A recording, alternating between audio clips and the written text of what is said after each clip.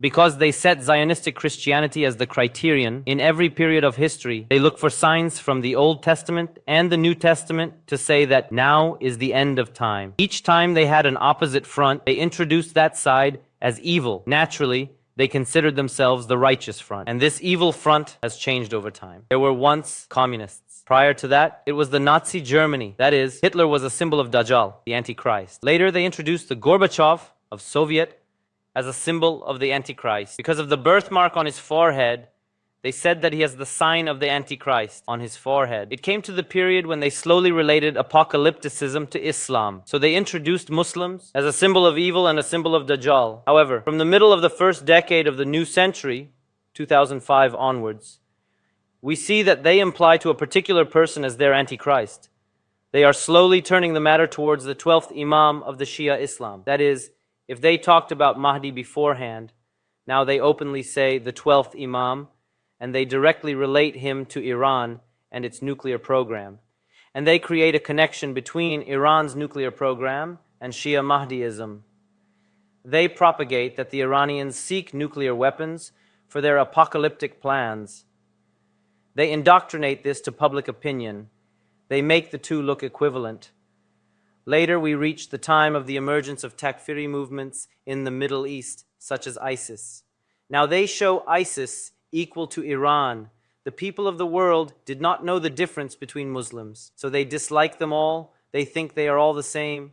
Even us, who were fighting ISIS, we, who kicked ISIS in the region, we, who have a hero like martyr General Soleimani, who was a legendary figure for the people of the region, they equate us with ISIS. That is, when they were making movies and writing books. We should have thought that they are comparing Abu Bakr al-Baghdadi with General Soleimani in the minds of the people of the West. They defined terrorism as they wished. They say, terrorism is what we say.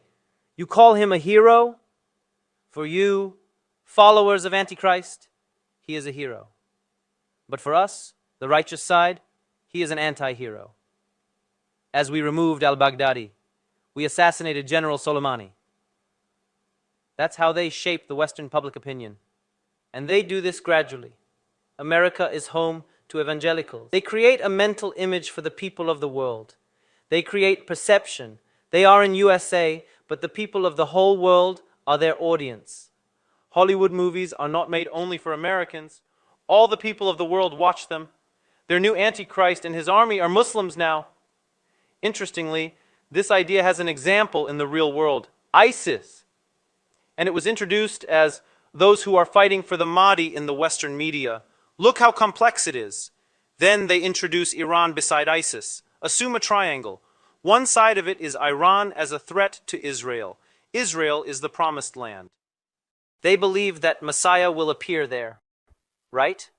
Second side, ISIS as the army of the Antichrist and the apocalyptic panic that it has created.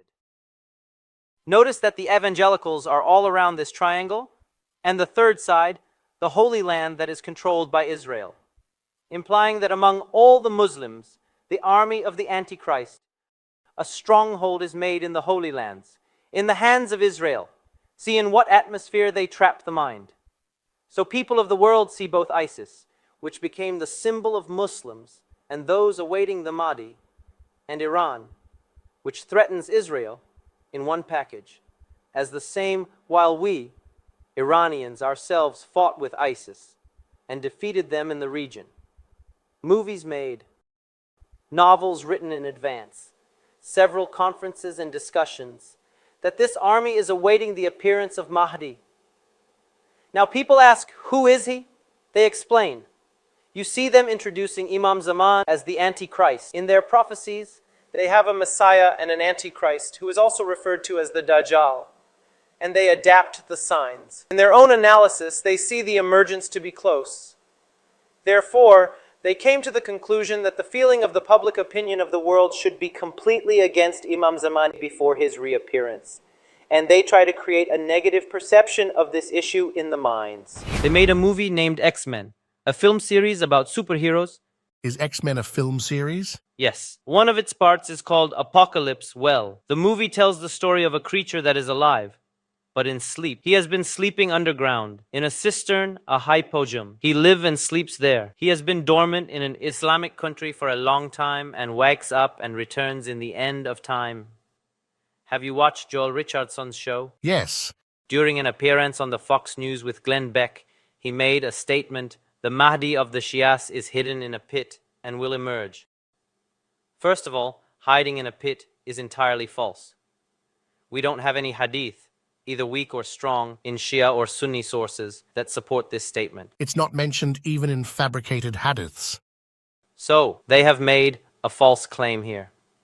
By emphasizing on this false claim, they promote that he will emerge from a pit. Or maybe they just don't have a correct understanding of Shia Islam beliefs, I'm not sure. However, according to the many think tanks that they have, it is unlikely that such a misunderstanding happens. In other cases, they, Zionists, check very carefully. So, a creature comes out of this basement, in the movie, in an Arabic country. And he is very unsightly. He is wearing clothes that have the elements of Shia Islam. For instance, the green shawl. With this, they are referring to being a Sayyid, descendants of Prophet Muhammad through his daughter Fatima. Well, then the movie character emerges and has strange powers, extraordinary powers. He disturbs the whole earth. People, even from the West, join him. Some demons join him. This creature is able to speak all languages. Well, these are exactly the signs that we, Shia Muslims, know as the signs of Imam of the time.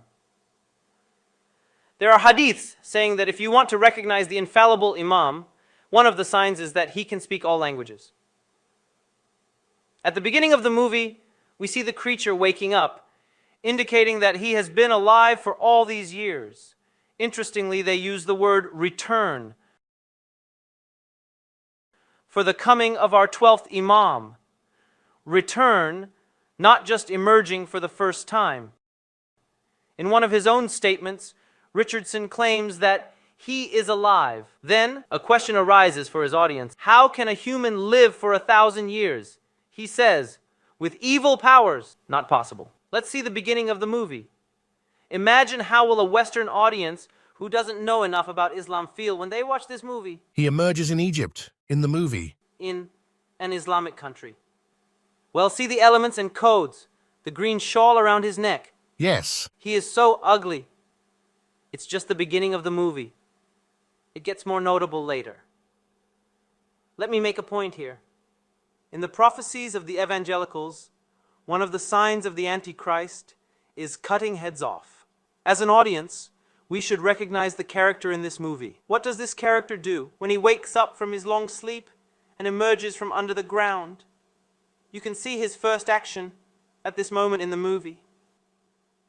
I would appreciate it if you could display it on the screen. Here, he gets into a fight with 3 people. See what he does? You can see that his first action is beheading. Well, cutting head. In the real world, this is being done by a specific group. ISIS is known for cutting heads off. And ISIS does another thing. Besides cutting off heads, ISIS performs crucifixion. Very important point. Who was crucified? We never had crucifixion in Islamic era at all. No, we don't. So, who do Christians believe was crucified? Jesus Christ, who did this? The Antichrist, right? ISIS revived crucifixion. What does it mean? The Antichrist. The US created ISIS. It's not only my claim, Trump said it. Trump said Hillary Clinton and Obama created ISIS. ISIS was very powerful in terms of media. ISIS's functions were dividing Islamic countries, destroying the reputation of Muslims, and it was ordered to create a false understanding in people's mind, especially Western public opinion, and inculcate them that those who are waiting for Mahdi are like ISIS. It is really hard for me to say such a thing, but unfortunately, they introduced Imam Mahdi as Dajjal. This is how they introduced Mahdi